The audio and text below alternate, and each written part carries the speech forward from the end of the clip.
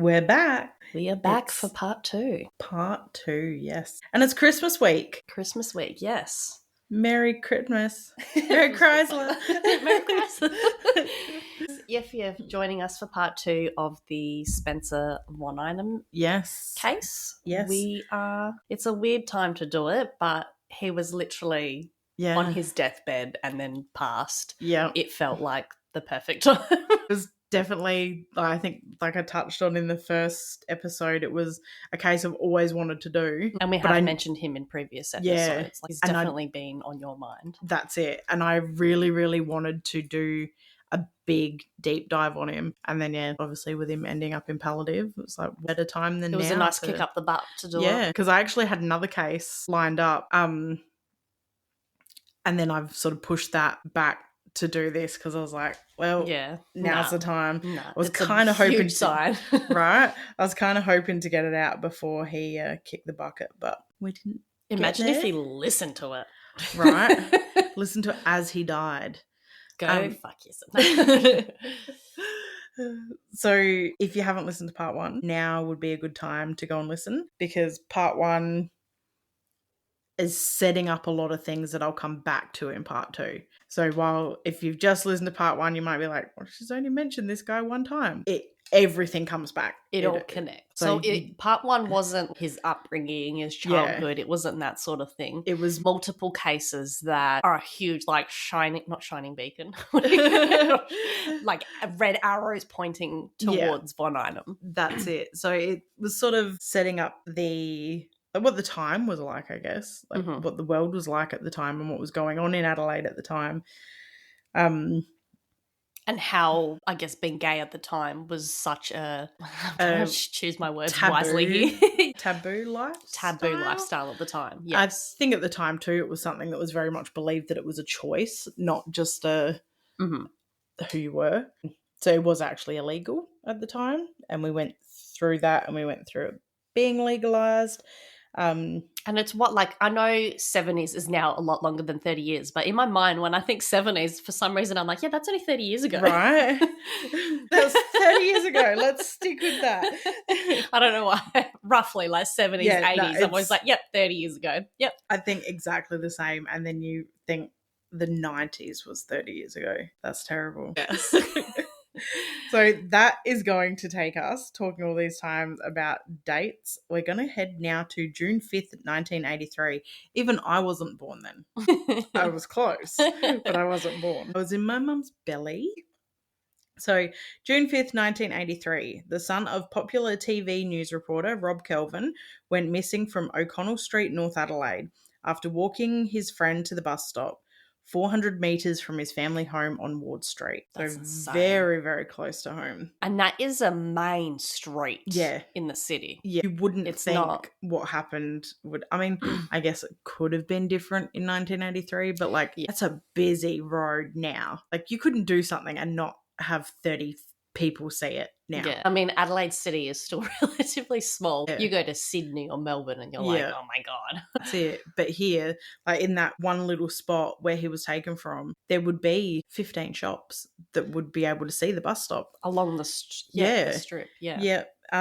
So it's a heavily condensed area. Richard and his friend had been playing football in the park and were playing around with the family dog. At some stage, while the boys were fooling around, Richard had removed the dog collar and placed it on his own neck. When Richard hadn't returned home for dinner, a family member walked the short distance to the bus stop to see what the holdup was. Neither Richard or his friend were there. So Richard's parents would call his friend's house to see if the boys had arrived there. They're thinking maybe he just going home with the friend and they didn't realise or something. But the boy's mother said they weren't home yet and she'd get Richard to call if he showed up. So when her own son arrived home without Richard, she got him to call the Kelvins and tell them that he'd caught the bus alone, leaving Richard at the bus stop on O'Connell Street. This prompted the Kelvins to quickly report their son missing, and the police swarmed the area and began door knocking and canvassing. Neighbours reported that around 6 p.m. they heard men and a woman screaming, some yelling and a scuffle, and then car wheels screeching before seeing a white sedan carrying multiple men flee the area. Despite the quick response and massive search efforts, 15-year-old Richard Kelvin was unable to be located. So they're right on this case. And still... still because he lost was a him. known, like, TV Yeah. personality, would you say? Yeah. Yeah, well, Rob Kelvin, his dad, I think he's only recently retired from doing the news. The news, yeah. Like, he's always been. Yeah. That's it. He was like I guess like a South Australian celebrity, I guess, because everyone knew who he was. So you would think then too that with him ringing, like them ringing and reporting it, stating who they were, police would have even worked this heavier because they want to prove and like, yeah, because they knew that would be publicized. That's a lot. it. It's not just Joe Blow's kid, it's Rob Kelvin's child. We got to show that we're doing something. We got to catch someone. So, and by this point, they also already knew that there was a serial killer taking boys, and the time frames were getting smaller and smaller and smaller. Oh, really? The last one only happened 6 months before this, so they knew that they were running against the clock. And I suppose the public wasn't really aware as such to a serial killer. Yeah. They haven't. It was all very, very new. So police offered a $5,000 reward only 2 days after Richard's disappearance, which quickly increased to $15,000. Holy shit. That's like in the 80s. That's a lot of money. Yeah, absolutely. So they knew they were fighting against the clock and they had very little time to return the boy to his family alive. On July 24th, a man with his wife was searching the Kersbrook airstrip collecting moss rocks for their garden. The man discovered some kangaroo bones and walked in closer to get a better look. After getting closer to the animal bones, he noticed a foot wearing a white Adidas shoe and a blue Channel 9 t-shirt. He knew immediately he had found a body and he knew it was Richard Kelvin. What are the odds that he was wearing a Channel 9 t-shirt? Right. So the teen was dressed in the same clothes he was in when he went missing weeks earlier. The same clothes news reports had drilled into the memories of South Australians for 7 whole weeks, including the dog collar. He had been posed in the fetal position with his hands down around his ankles. So he was sort of like curled up, but his hands down like that. Yeah. And apparently it was obvious that he'd been posed. He hadn't just been dumped. Mm-hmm. So despite being missing for such a long time, Richard's body had not been there for that time, and police believe the body had been dumped there approximately 2 weeks beforehand, meaning his killer held him captive for 5 whole weeks. So this is a lot longer than any of the other boys had been held also.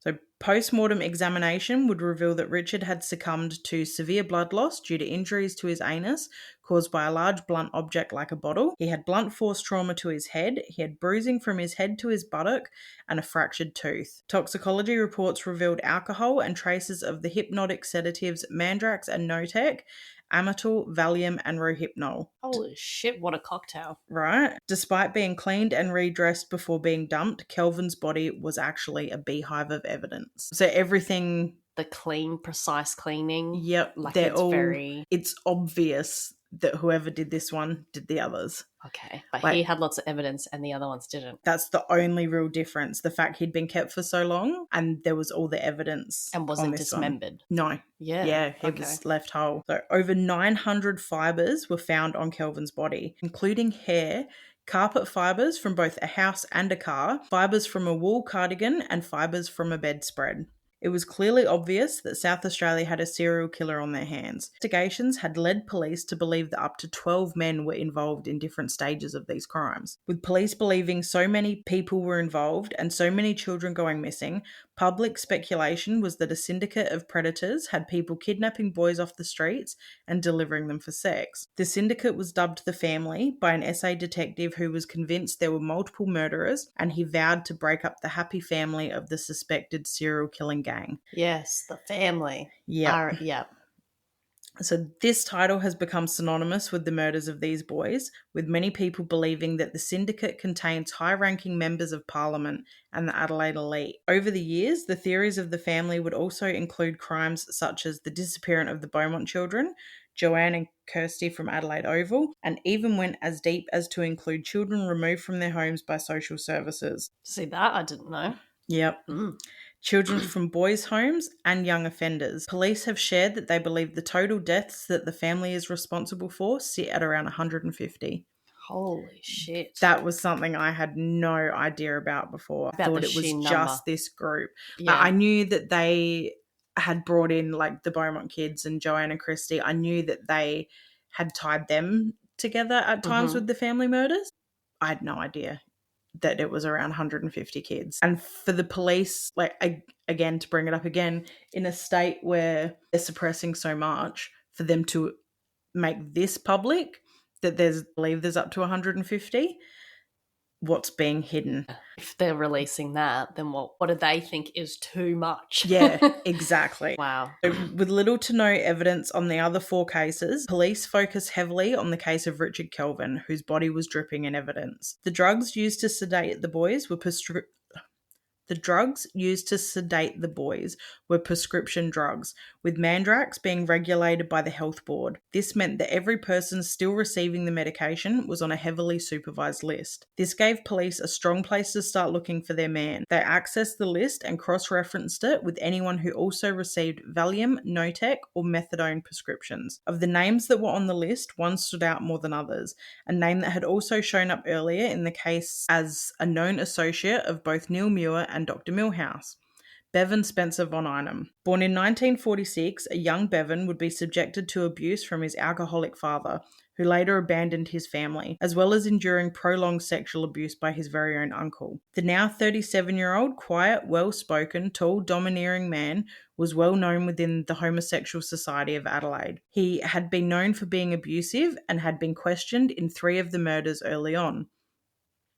Von Einem had been previously charged with sexual abuse and was known to hang out at popular gay hangout spot Beat Number 1, under the bridge alongside the Torrens River. After numerous run-ins with police for his homosexual proclivities, he had moved home with his mother to curb his inappropriate behaviour. So here's this professional guy who keeps getting in trouble for gay crimes. Isn't he just an accountant? Yeah, and kept getting in trouble for it. Couldn't stop, wouldn't stop. Yeah, obviously, like, that sort of punishment wasn't enough. Stop him. He moved back home thinking that, obviously, if he's living with his mum, he's got someone to answer to and he'll behave himself. His many multiple personalities. the many Bevans. The many Bevans. So evidently it did the exact opposite. So now living in the affluent Adelaide suburb paradise, Von Einem, a middle-class accountant, was now surrounded by doctors, lawyers, and school teachers. Respectable, honourable people. Von Einem believed he could fit in and perhaps even hide in amongst the upper class. Because, you know, the upper class, they weren't gay. Yeah. They weren't. That'll definitely change them. Yeah. They were respectable people. So with his shady past and his ties to the homosexual community, his access to medications, and the fact that he owned a white sedan, Von Einem moved to the very top of the police's suspect list. Detectives headed straight for the Von Einem household and attempted to speak with Bevan. His mother was home at the time and he flat out refused to speak to the police without his lawyer present. I was watching an interview with the police officer and he said they knocked on the door and he opened the door and literally said, "I won't talk to you without a lawyer." Didn't even ask why they were there. Nah, just said, immediately guilty. "I won't speak to you without a lawyer. You can come back when I've got my lawyer. You can talk to me through my lawyer." That screams guilt. Yeah. Yeah. And how badly he was trying to hide what it was from his mother too.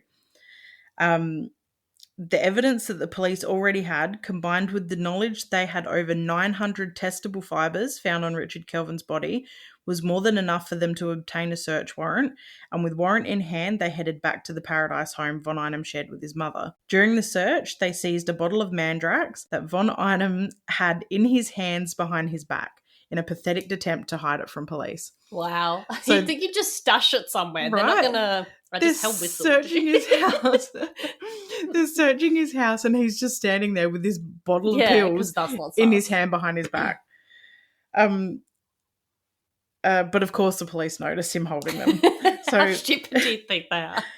Bevan admitted that they were his and stated that he used them for sleep. He told police there were no further medications on the property. They would, however, go on to uncover a bottle of Notec hidden on a wooden rail behind a wardrobe. So if that's a prescription medication you're having to take, why is it hidden behind a wardrobe? Yeah. When asked where he was on the night Richard was kidnapped, he said that he had the flu, so he was home sleeping. His response to being asked if he had committed the murder of the teen, He said no, that would be unethical. Murder's slightly unethical. Slightly unethical.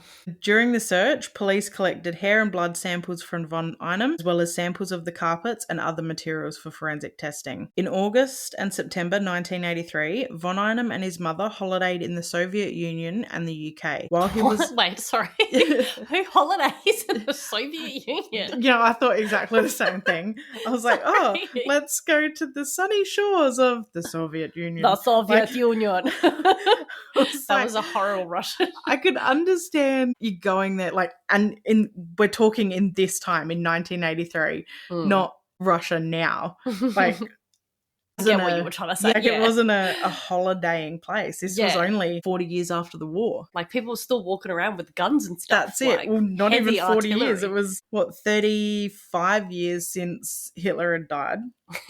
Yeah. So Done. it wouldn't have been He's in Argentina. So it wouldn't have been a great place. But while they were away, the detectives used this time to mount their evidence against him, gathering all that they could. They didn't want to miss anything, and they knew there was a vicious killer walking the streets, and they absolutely had to get him off them. Forensic testing results came back, and the fibres found on Richard Kelvin's body were 100% matches for fibres collected from the Von Einem home. Carpet fibres, wool fibres matching a cardigan owned by the accountant, and the most damning, Bevan's very own hairs were found on Richard Kelvin's discarded body. Nice. Sorry, I know that's horrible. Like, I mean, nice because he got caught. Yeah. Yep. During this time, police conducted many raids on numerous associates of Von Einem. They knew he did not act alone, however, they found nothing in any of the searches. No shaky alibis, no blood, no evidence. They could not forensically tie anyone else to the crime or tie Bevan to any of the other murders. Damn. I think because the other ones were kept for such a short period of time, it left a lower opportunity to leave evidence behind. Exactly. And because Richard was kept for such a long time, I think it left plenty of opportunity to get sloppy, to... 900 fibres. Like, that's insane. A that's rolling around in someone's And shit, considering like... he was cleaned very thoroughly before being disposed of. So I assume that when they were kidnapping these boys, they were stripping them. Mm-hmm. So when they were holding them, they were naked. Mm-hmm. The stuff was done to them. They were killed, cleaned, redressed, and dumped. Mm-hmm. I think that's why there was no evidence on the other bodies, because the men wouldn't have had interaction with the clothing. And I was going to say a lot of them were dismembered as well. They would have been wearing a lot more surgical gear, I guess. Exactly. In a sense. So I mean, I don't think this will ruin anything, but I believe that Richard Kelvin was held at the Von Einem home. Mm-hmm. I reckon that's why he had so much like stuff on him. Mm-hmm. I reckon he was probably stripped, his clothes were put somewhere, and over that 5 weeks, all that DNA and evidence is just gathered and gathered and gathered on his clothes, all those fibres and stuff. So do you think Von Einem's mum knew? I think Wait, she that house? probably, is that like where she lived? Yeah. Yeah. I reckon she probably knew that he was there, but was maybe told, oh, my friend's staying over, or something to that effect. I don't think she knew. So he wasn't necessarily dead the entire time. Okay. That's just my theory, though. There's no evidence to back that up. So they could not forensically tie anyone else to the crime or tie Bevan to any of the murders until they found Mr. B. Mr. B was a former associate of Von Einem's. He was a career criminal and a former prostitute. So if you remember in part 1, when I said the police they knew there was 4 people in this car, an accountant, doctor, former prostitute, and a woman. So we've accounted for, even though they were never named, we've accounted for the accountant, because that's Von Einem himself, the doctor being Milhouse, and now a former prostitute, Mr. B. Mr. B.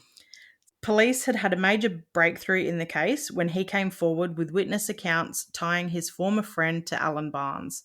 Mr. B admitted to police in being in the car with Von Einem when he picked up the hitchhiking Alan Barnes. He reported the duo picked up hitchhikers and plied them with alcoholic drinks laced with hypnotic drugs. He told police they would then take them to Von Einem's previous home in Campbelltown, where the young men would be kept, drugged, and would be beaten and abused all night and then released the next day. He also provided names and dates to confirm associates of Bevan's who took part in the abuse. Mr. B swore he took no part in the murders, and that other than knowing about picking up Alan, he was not aware of the murders even taking place. So how come that didn't lead to anything. Like, surely they can still use that as evidentiary, like, not support. I don't know how to, we get like, there. I don't know the get there. technical lawyer terms, but, this is frustrating. Police questioned the associates mentioned by Mr. B. However, not one of them confessed to anything or provided them any further information to incriminate themselves or their associates. Of course they wouldn't. So these people were good at keeping their mouth shut.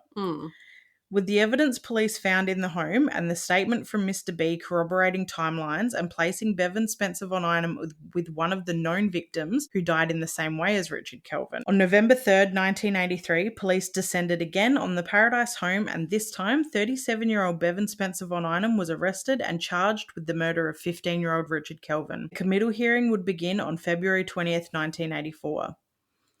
So, faced with irrefutable evidence that he had had contact with Richard, Von Einem changed his story to now state that he had in fact interacted with Richard Kelvin on the night he disappeared. He told the court that he had almost ran over him when Richard ran out from a side street. Seeing the dog collar on him, he assumed Richard was bisexual, so he struck up a conversation with him. He said they spoke of issues Richard was having at school and the pair hit it off immediately. Because, heaps of 15-year-old boys hit it off with 37-year-old men. And 37 in 1983 was a lot older than 37 is these days. So he swore Richard willingly got in the car and the pair drove to his home in Paradise. That's how the fibres must have got on him. He stated that the fibres from his bed found on Richard were from when the pair sat on Bevan's bed playing with a harp that he kept in his bedroom, as you do. When asked about the fibres from his cardigan and hairs, Von Einem stated that they were from the two sharing a hug when Richard spoke of how kids bullied him at school. Thinking his story accounted for all the fibres, Von Einem went on to say that he and the teens spent approximately 2 hours together before he dropped Kelvin near the Royal Adelaide Hospital and gave him $20 to get a cab home. What?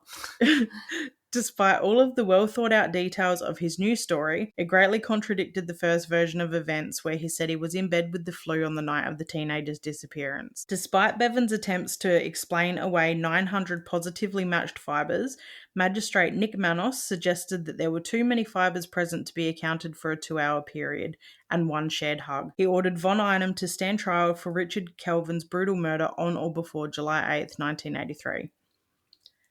The trial began in October 1984.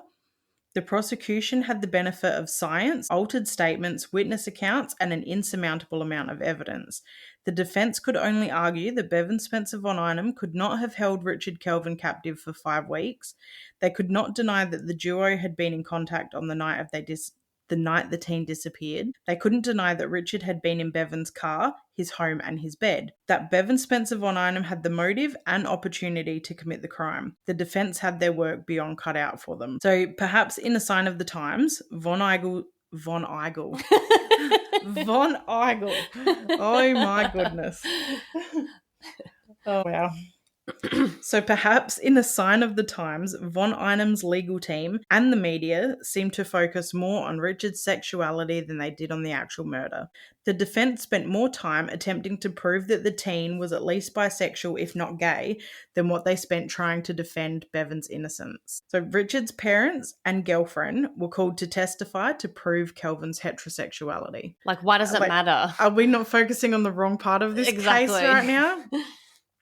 Von Einem's legal team had people close to Richard, grieving family, and the grieving 15-year-old girlfriend on the stand having to convince a jury that their son, best mate and boyfriend, who had been brutally murdered merely a year beforehand, was not gay. Imagine having to sit there and defend that while, especially at 15 years old. But that's not anything that matters in this case. Yeah, you'd be like, why am I even arguing this point? Like, it's a moot point. Right. Moot point, yeah. Even if he was gay, that doesn't justify him having a bottle shoved up his butt. Because having to attend a murder trial wasn't enough. They had to stand there and defend his character and attempt to prove that he would not have willingly got in the car with an older man and that wearing a dog collar was a childish game and not indicative of his sexual preference. So witnesses and neighbours testified to hearing screaming and a struggle at the time of the believed abduction. They testified to seeing a car matching Von Einem's white Ford sedan leaving the scene. Forensic pathologists testified about the injuries to Kelvin's head and anus, as well as the numerous injuries that he had suffered and how these would have slowly and painfully caused his death. They testified the only benefit to the sedatives would have been that he didn't actually feel what was going on. Yeah, but that is still an insane way to go. Yep. Pharmacists testified to the power and the quantity of the sedatives Von Einem was prescribed. They stated that he had received 5,872 different types of hypnotic drugs between the 15th of December 1978 and August 10th, 1983. So that's over 1,000 tablets a year. Yeah, I was just like, I'm fucking horrible at math, but... So if he was taking them, that's 3 sedatives a day he was taking. For him to say that these were his medications, which fair enough is possible, but how do you then function for work and everything else if you're taking 3, like including a sedative that was regulated because it was so strong? Yeah. Again, I know it was a different world, but you know that wasn't. It just happening. doesn't add up. Yeah. So it was found that Von Einem would have had up to 3 prescriptions filled from 3 different chemists in one day. Oh wow! Police testified to Bevan's behaviour during questioning, and the over-the-top cleanliness of his room, and how he quickly sold his car after descriptions of the vehicle were posted in the media. The hidden medication, the changed stories, there were too many things going against Bevan. Entomologists testified regarding a timeline of when Richard would have been dumped at Kersbrook due to the life cycle of larvae found on his body. They believed he had been dumped around July 10th, 1983, as there was always a window of a few hours regarding the gestation of larvae. The date was merely a guideline, as the body temperature could have delayed or increased bug infestation. So July 10 was a guideline and not an exact science. Expert after expert clarified evidence to the jury, explaining every detail. The jury was even taken to the location where the body was found to see how easily one person could have entered the area, disposed of the body, posed it, and left without drawing any attention at all. So just like all the other bodies, very easily to just be sort of pushed out of a car, or, you know, not needing 2 people to help hike this body to a location. They were all easy drop areas. In total, 925 fibre samples were found on Kelvin's body. These were all tested, with only 7 fibres proving to have come from Richard's very own home. The remaining 917 came from Von Einem's home and car, and it was not scientifically possible to collect so many fibres in merely a 2-hour visit. The defence's case was flimsy at best, and they reported that Von Einem had stated that witnesses could not have heard his car leave because it was only 2 years old, so the exhaust was new, so it would be quiet. What do you think, this is a fucking hybrid? The things that they use to as try like and just stupid, yeah. So Von Einem had sold his 2-year-old Ford Falcon on July 16th, 1983, 6 days after it's believed Kelvin's body was dumped. He had paid for the car to be professionally detailed prior to the sale. Von Einem's own mother testified to his movements on that weekend of Richard's disappearance, and the prosecution quickly poked holes in her statement and revealed numerous inconsistencies. The prosecution's summation brought to light all the evidence, the lies, the inconsistencies in Von Einem's recall of events. They highlighted the fact that all the defense could argue was that Von Einem was at a family birthday party on July 10th, so he couldn't have dumped the body. But the entomologist had already testified that the body may have been dumped on the 9th or the 11th. The prosecution fought the case with evidence. The defense floundered with hearsay, opinions, and desperate attempts to distract from the murder. In the early afternoon of November 5th, the jury retired to deliberate. After 7.5 hours, they returned and found Bevan Spencer Von Einem guilty of murder, and he was sentenced to life at Yatala Labour Prison.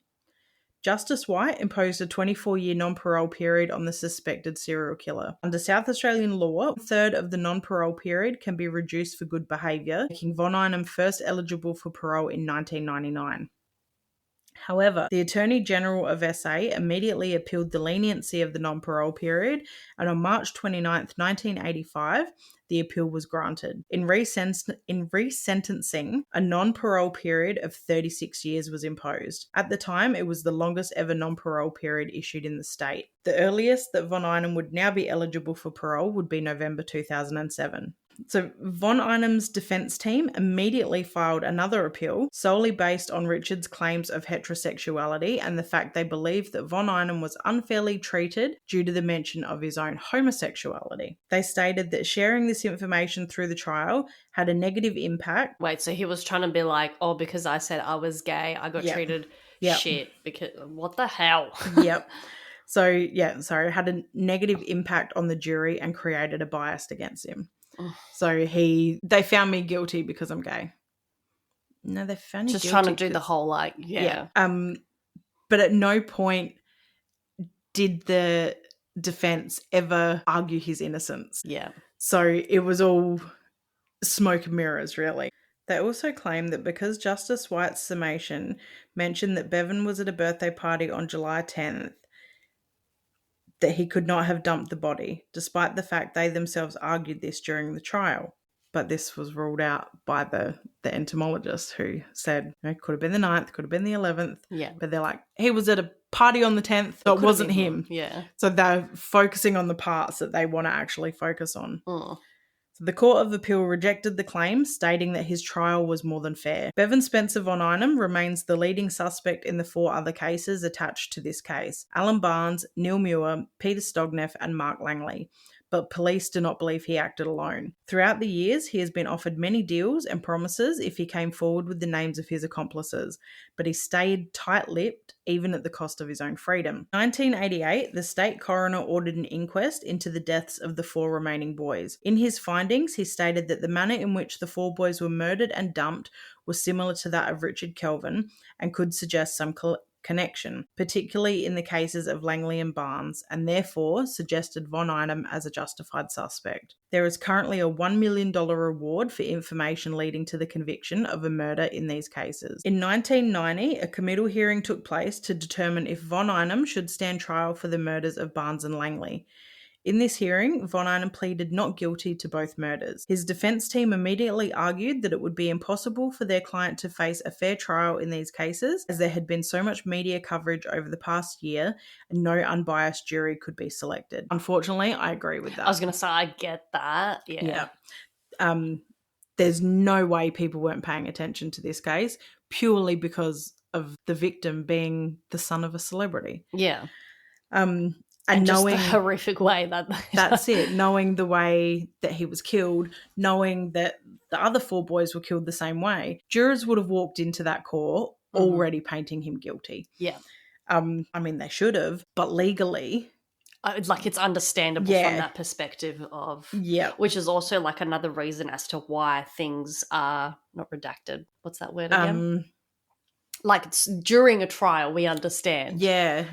Suppressed. Yeah. During the trial, I get it because, you need to have an unbiased jury. And if they had suppressed that information during this trial, he could have had a second trial with an unbiased jury. But then again, once he was found guilty, that information could have been released and he still never would have had an unbiased jury. Yeah. As aside from the white car, the manner of killing, the bodies being cleaned, redressed and dumped, the use of prescription sedatives, no scientific evidence had been found linking Von Einem forensically to any of the cases. Prosecution could only argue the similarities between these cases and the Richard Kelvin case. This, along with the testimony supplied by Mr. B, were all purely circumstantial evidence. By this stage, Mr. B had also made allegations of Von Einem's involvement in the Beaumont children case and the missing girls Joanne Radcliffe and Christy Gordon. There has never been any evidence showing that Von Einem has any connection to either of these cases, nor do they fit his MO. Another witness who had come forward to state they had seen Von Einem and Barnes drinking together on multiple occasions leading up to the disappearance. This was also entered into evidence, as was the fact that Von Einem was in possession of the sedatives used in both cases, and if they could prove that he murdered Barnes, they should prove his guilt in the Langley case also. In May 1990, the judge agreed that the prosecution did have a case, and Von Einem was ordered to stand trial for the murders of Alan Barnes and Mark Langley. His defense team launched an immediate appeal, citing abuse of process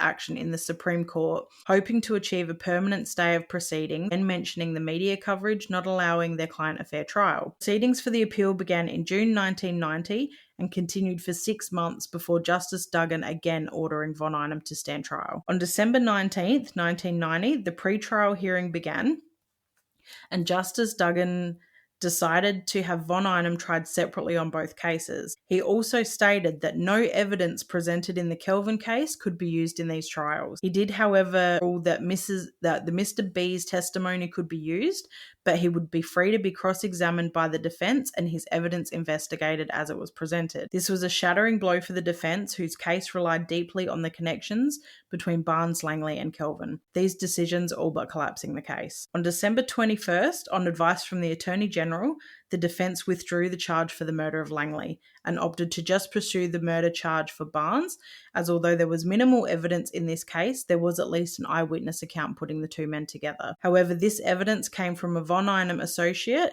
and didn't prove to be strong evidence. In 1991, again on the advice of the Attorney General, the prosecution withdrew the charges and entered a nolle prosequi for the Barnes case. So basically, they agreed not to pursue charges. Had they been able to use evidence in from the Kelvin case, would have it's had like more case. Evidence. It's that's so frustrating. Yep.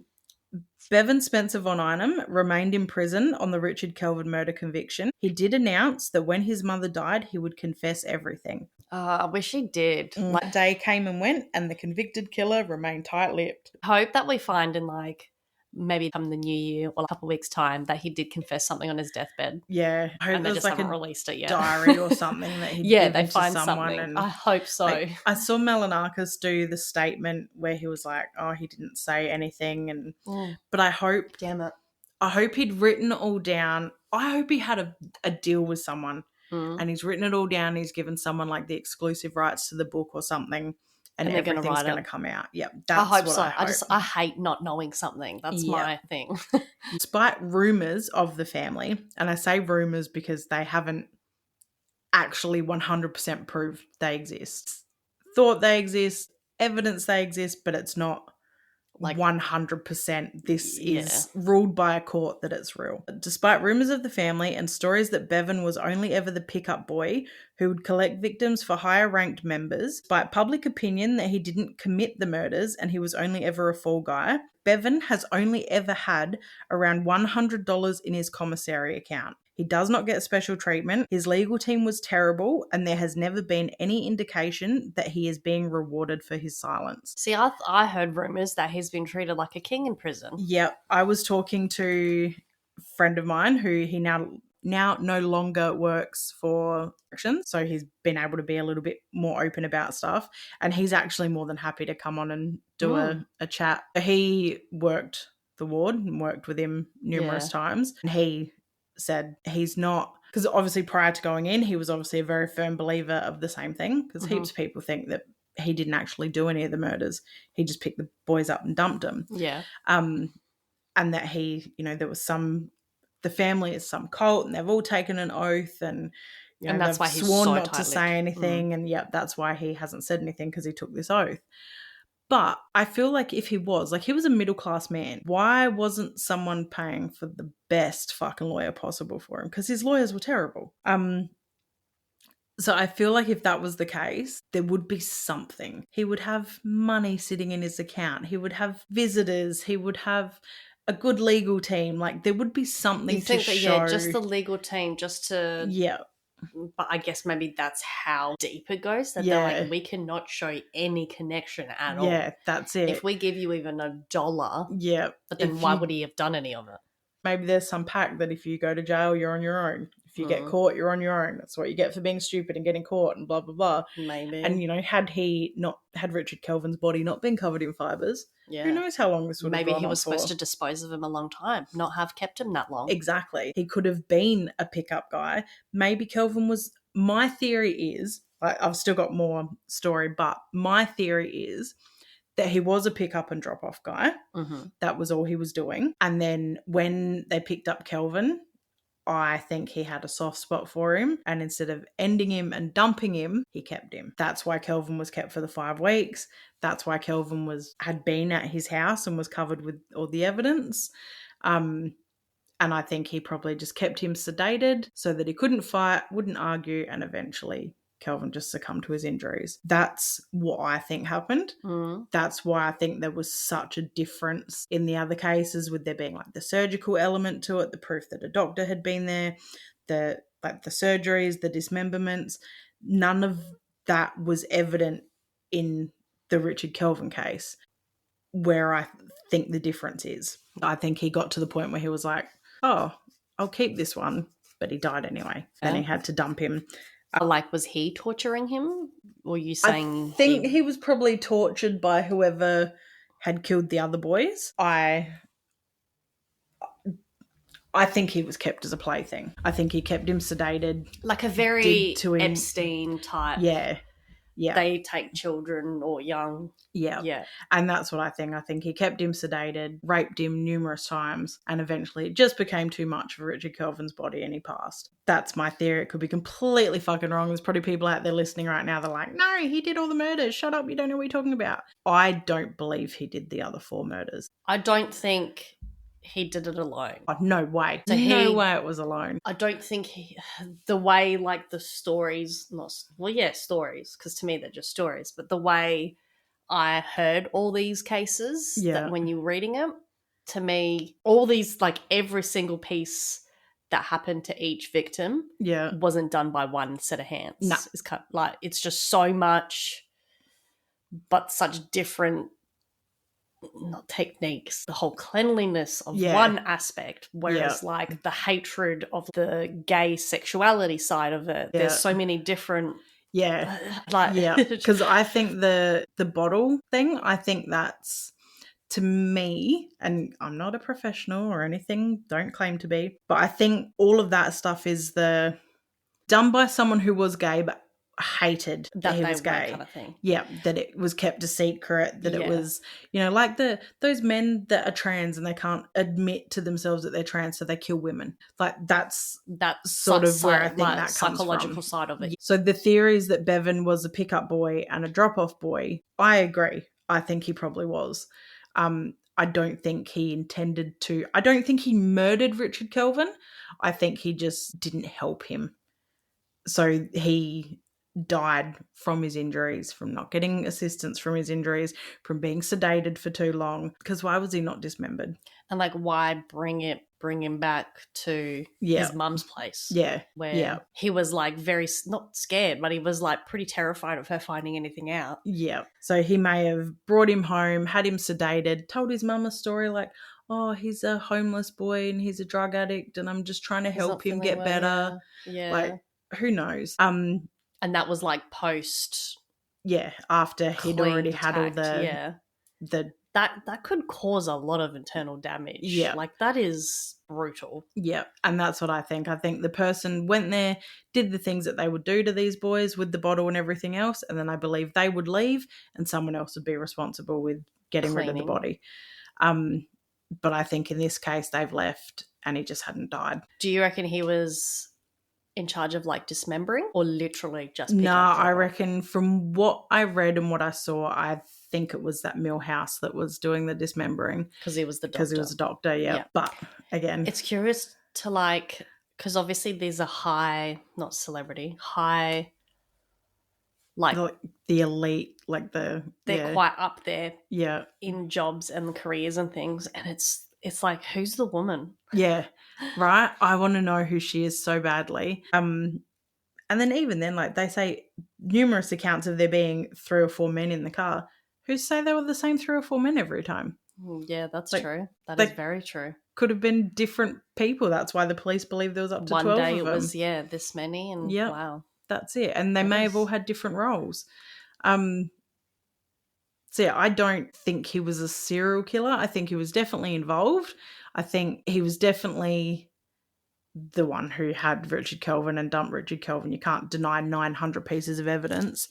But I don't think he was this mastermind serial killer that managed to dump bodies without evidence. Like, you think there's just a bigger picture to all of that. Yeah. And I think the reason he said he wouldn't say anything while his mum was still alive was because he was obviously threatened. If you open your mouth, hurt your mum. And she was the only one. Oh. Yeah. Oh. So that's why I think he kept his mouth shut until she died. Because it's true. He's already in prison for murdering someone. Like, she can't be any more disappointed in you. Yeah, exactly. Wow. So I don't think it was out of shame for her. I think it was to protect her. Oh. That's why he kept his mouth shut. And then when did she pass? Was it quite some time ago? I'm not sure. I didn't look that up. But then I think the fact that he, like when people are saying, oh, he could have told this information. Well, he couldn't have, because I don't think he has it. The information that people are wanting out of him, I don't think he had. Because he was just the pickup drop-off guy. He might have been able to mention names, but who's to say that those men are even still alive? What's the point in mentioning the name of a dead person? Can't find anything about his mum. Sorry, it's just it was really, really hard to try and find anything about his childhood, his mum, his dad. Yeah, that was just all current stories. I couldn't lie because he just died. Yeah. So, I mean, he definitely deserved to be in prison. Yeah, because either way, he was involved. Yeah, like simple as that. And if you're gonna shut your mouth and not help police solve something that could be as deep as the family, then you're just as bad. Exactly. You deserve to stay there, deserve to rot, and then deserve to die. Yep. So at his parole hearing, there ain't no healing about that. At his parole hearing, he still refused to name his accomplices. He would not admit to the murder or show any remorse for what he did. Because of this, Bevan would be denied parole. He remained at Yatala Labour Prison for a majority of his incarceration before being moved to an old age unit in Port Augusta Prison in 2016. So Von Einem is described as a big man, a smart man, and a man who doesn't mince words, if he actually does bother to speak to you. He ran his unit based on age and time incarcerated alone, and he was not this big, bad, feared, powerful man in prison. He was just another bare butt in the shower. But apparently he oozed evil. He would watch, he would notice, and he would analyse. So my friend said that he quite often wouldn't speak to the guards because they're below him. He just had no reason to speak to him. That he was a very intelligent man. Not so much that it was an honour if he spoke to you, but it was rare. It would be very rare if he addressed anyone. Was he the one that we potentially had an interview with? Yes. And I was too chicken shit. So he apparently just sits and watches. I don't think I could do that. Yeah. Because he would not talk to us. He'd be like, who the fuck are you? Yeah. So he ran, like, his unit was supposedly very clean, very well looked after. Everyone behaved. Scared of him? Yeah, I'd say so. So in late November 2020, I was also told that there was one guard that would go into the room, like all the guards call him Uncle Bevo, and one of the, I don't know if that's to their face, like to his face or just behind his back. Yeah.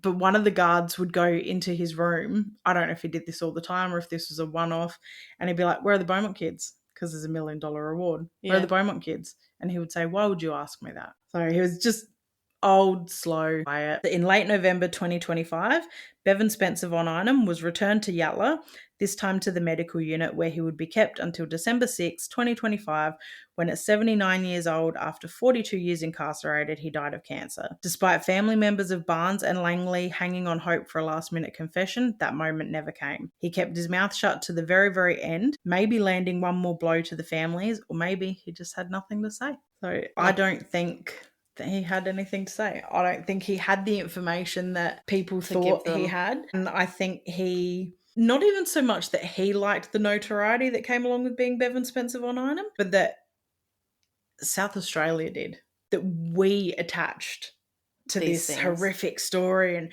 he's this big bad man and he's got all this connection and rah, rah. I don't think he did. This big family, and it was just I think his friends were prominent people because he lived in an affluent suburb. Mm-hmm. Like, you're living in paradise, you're living next door to doctors and things like that. So it's natural that your mate is going to be a doctor. Yeah. Because he lives next door. I love that paradise is classified art. Yeah. Now, I know back then. But yeah, in 83 it was a, like pretty, yeah. Yeah. Ross Trevor. Yeah. Ross Trevor. But yeah, crazy case. And there's so much innuendo, so many, like, not lies, but rumors, and so many things that are now seen as gospel and seen as, oh, this is definitely part of the case, but it was all just a rumor. It's just all like Chinese whispers, and it spreads from like one tiny thing to something massive. It. And all of a sudden there's, I'm so in two minds about whether or not I believe the family exists. Mm-hmm. Like, on one hand, I absolutely believe. And then on the other hand, I'm just like... you'd think you'd just say who it was? Yeah. Kind of thing? Or yeah. And I think if there was... I mean, it's been 42 years. So if the family was a real thing, murders would still be happening. That's true. People do still go missing all the time and they're never, ever found. Yeah. But why all of a sudden, after Von Einem was incarcerated, have they just stopped being found? These specific MOs all stopped. Yeah. That's it. So yeah, there was definitely... See, then that makes me think like, well, then it was him that did them all. And... Yeah. Or they've just got a new guy disposing of their bodies and he does better. So it does it differently. Yeah. They've changed their tactics and... That's it. And I mean, how many movies have been made about rich people paying to be able to kill people? Yeah. So it is a thing. Yeah. So I guess we just hope that he maybe gave someone the rights to his story and he's written everything and...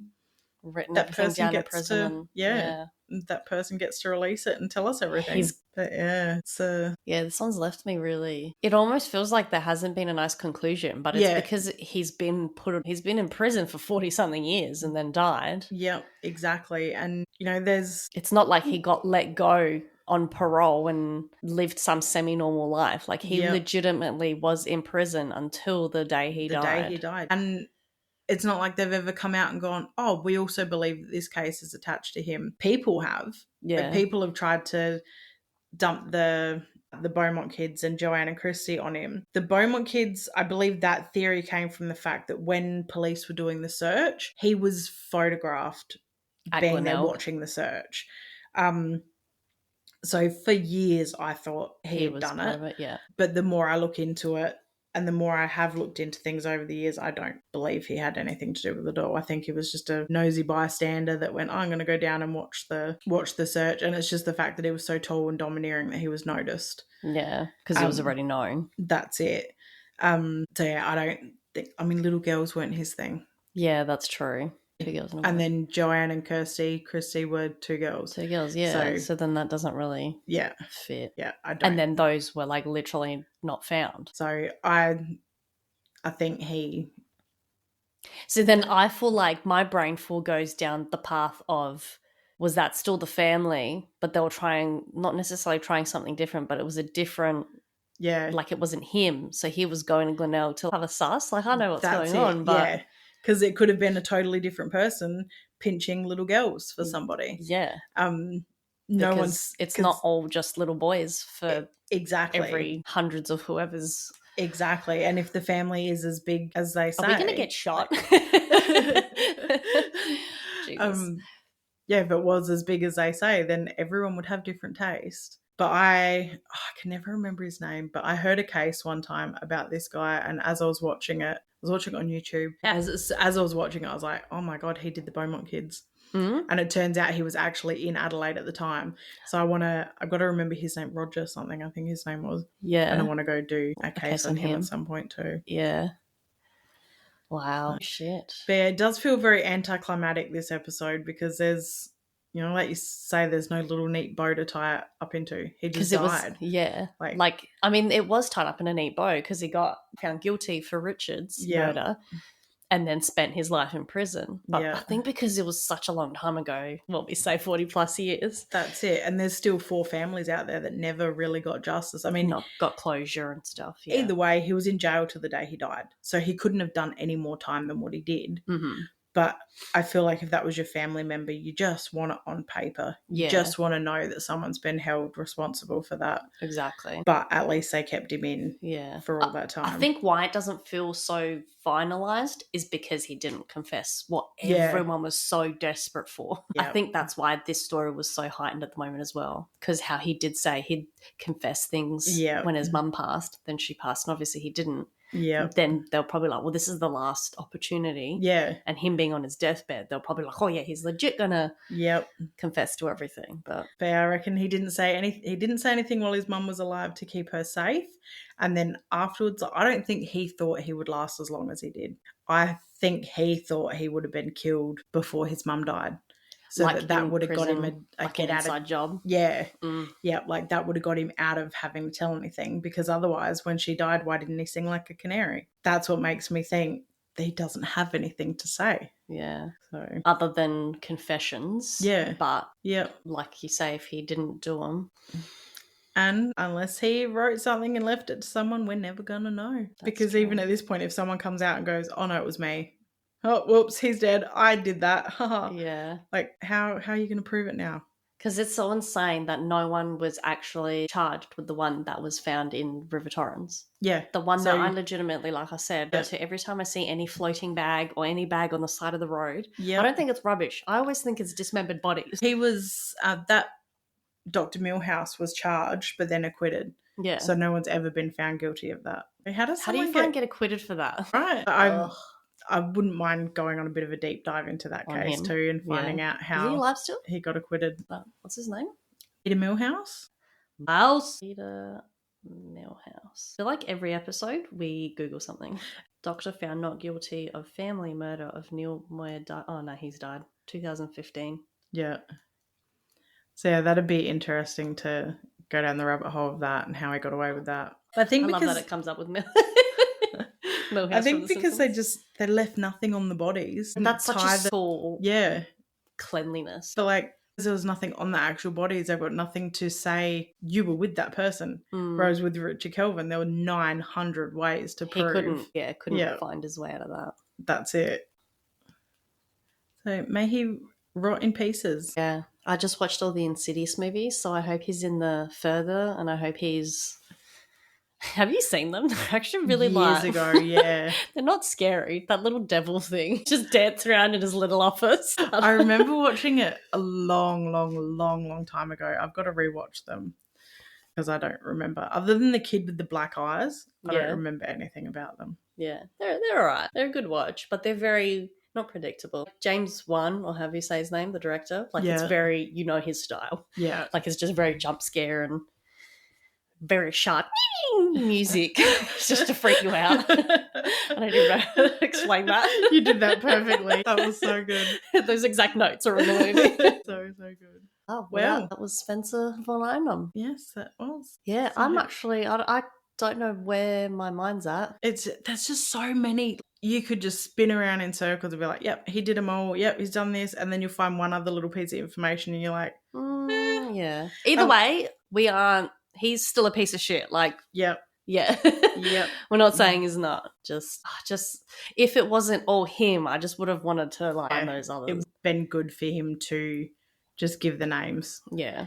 And really, he doesn't even need to say, oh, we did all this together. He could have just said, Joe Blogs, da-da-da-da, and then died. I mean, if they're not dead yet, they wouldn't be far away from it. So they're not going to face a penalty. He was 79. Yeah. Wow. That was a good one. That was, thank you for listening for a two-parter. That was, that's exactly an hour.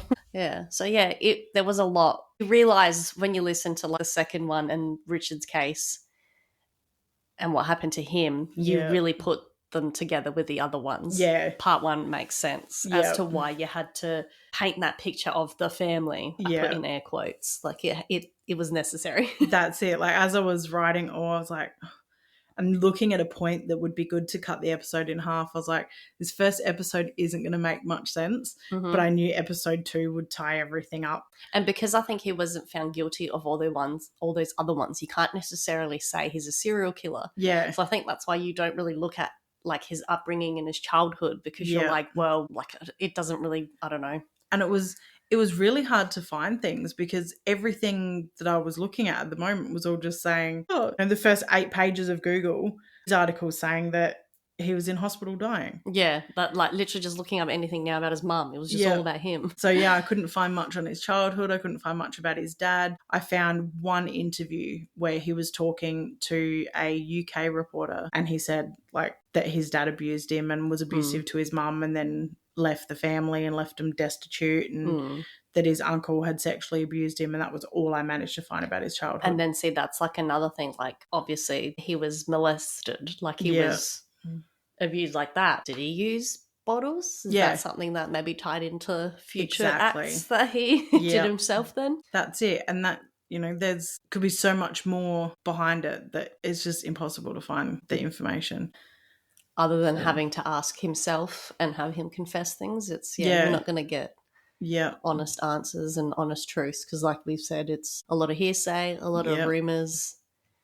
It's definitely an interesting one. Like there's a lot to him that I didn't realise. Like what he is very known for is Richard's murder. Yeah. And then what I had in my head was the Torrens River one. But then I didn't realise how many more there were. Yeah. So I think it's nice to, well, not nice, but it's like good to see everything laid out. Yeah. Right. Well, I hope you had a good Christmas. Yes. Or holiday period or whatever. So Merry Christmas, everyone. Now you can, with your big full bellies from your Christmas lunch, you can lay there and listen to the episode and enjoy it. Yes. And thank you for sticking around for a whole year around the sun with us. Yeah, absolutely. Chucked a few of them in today. Absolutely. Oh, I didn't even notice. I was so invested in this. But yes, hit all the bells, hit all the likes. Yep. You'll get notified when we post. And we will see you next year. Yes, have a great rest of your Christmas and have a great new year. Bye. Bye.